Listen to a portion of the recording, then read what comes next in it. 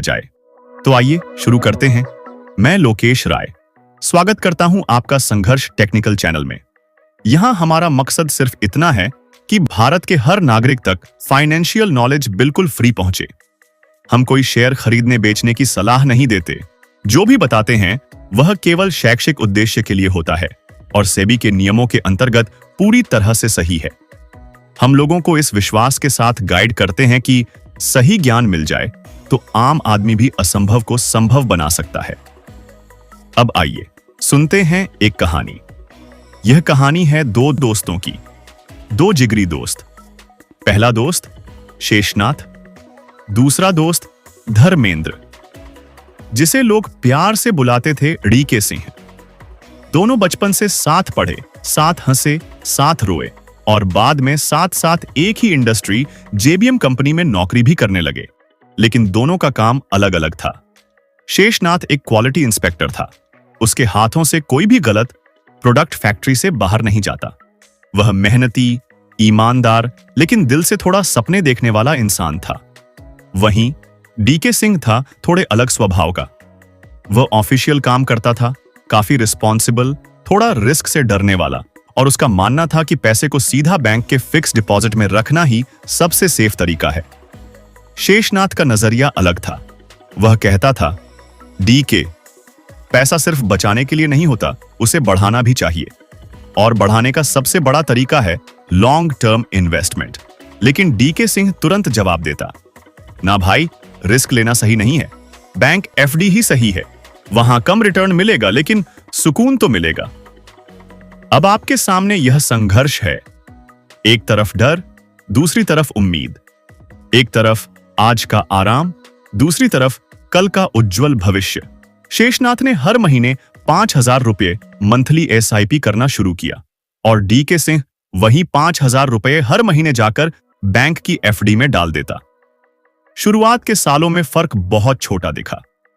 DK Singh गर्व से कहता, देख शेषनाथ, मेरे पैसे सुरक्षित हैं। मुझे बैंक से हर साल ब्याज भी मिल रहा है। शेषनाथ बस मुस्कुरा देता और कहता, भाई, असली खेल तो समय का है। वक्त ही साबित करेगा कि कौन सही है। अब आइए मैं आपको आगे की रहस्यमय यात्रा पर ले चलता हूं। समय आगे बढ़ता गया। साल दर साल बीतते गए। 1 साल, 2 साल, 5 साल, 10 साल, यहां तक कि 20 साल बाद सब कुछ बदल गया। डीके सिंह ने जो रखा था बैंक में, वह धीरे धीरे ब्याज से बढ़ा भी, लेकिन मुद्रास्फीति यानी इन्फ्लेशन ने उसका मूल्य काट लिया। जितना पैसा उसके पास जमा हुआ, उससे बहुत ज्यादा महंगा हो गया जिंदगी का खर्चा।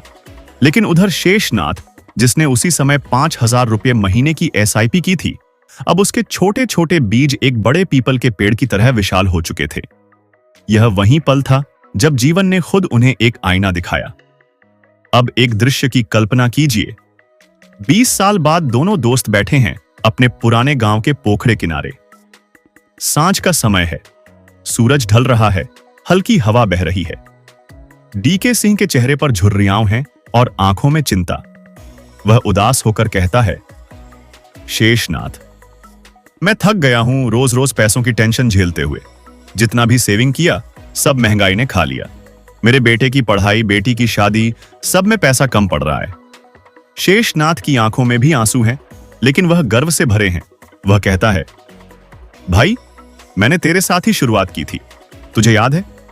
हर महीने 5,000। शुरुआत में छोटा बीज था, लेकिन मैंने उस बीज को समय दिया। मैंने उसे लॉन्ग टर्म तक बढ़ने का मौका दिया, और देख, आज वही बीज मेरे लिए विशाल वृक्ष बन गया है। मैंने अपना जीवन आसान कर लिया।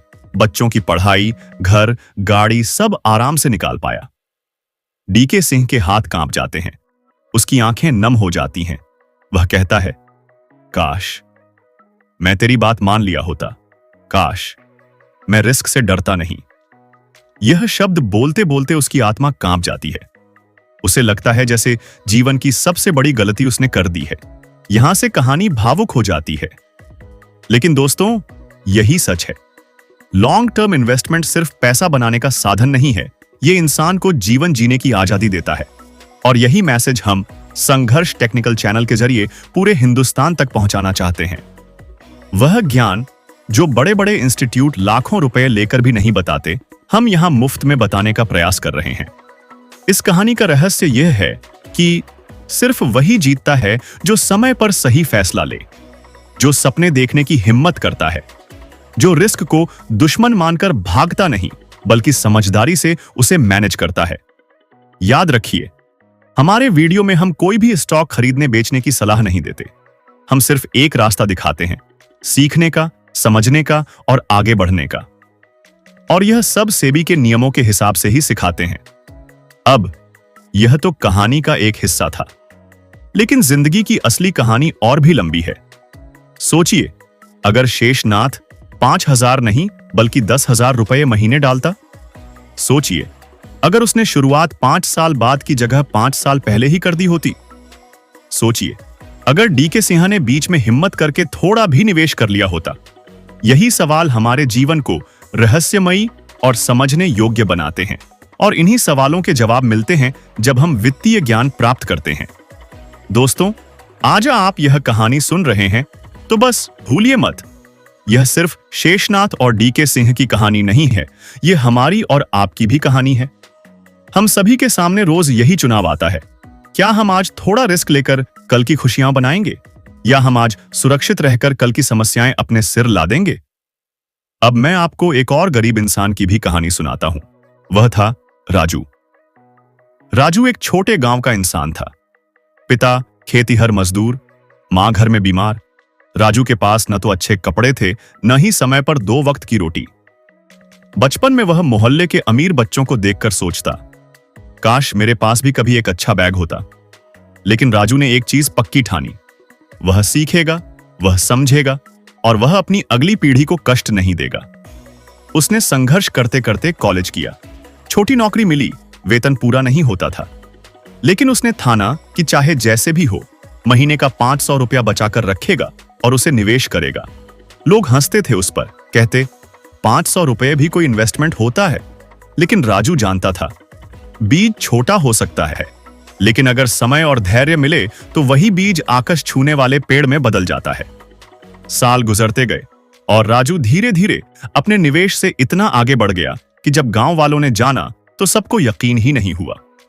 वह गरीब परिवार से निकलकर अपने बच्चों को अच्छे स्कूल भेज पाया, मां का इलाज करा पाया और पिता को आराम दे पाया। दोस्तों, यही रहस्य है। लाइफ बदलने के लिए बड़े बड़े फैसले नहीं चाहिए, सिर्फ छोटे सही